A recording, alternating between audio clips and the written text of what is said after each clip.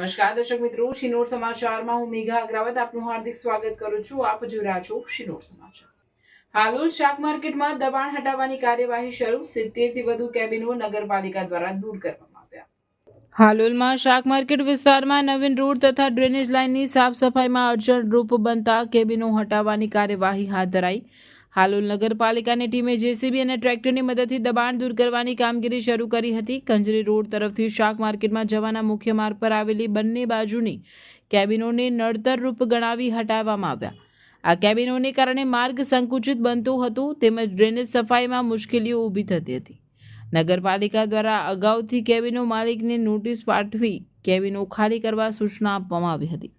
તેમ છતાં નિર્ધારિત સમય મર્યાદામાં કેબિનો ખાલી ન થતાં તંત્ર દ્વારા કડક કાર્યવાહી હાથ ધરવામાં આવી. નગરપાલિકાના અધિકારીઓએ જણાવ્યું હતું કે પરવાનગી વગર કેબિનો મૂકનારાઓ સામે કાયદેસરની કાર્યવાહી કરવામાં આવશે. રિપોર્ટર દીપક તિવારી, શિનોર સમાચાર ન્યૂઝ, હાલોલ, પંચમહાલ.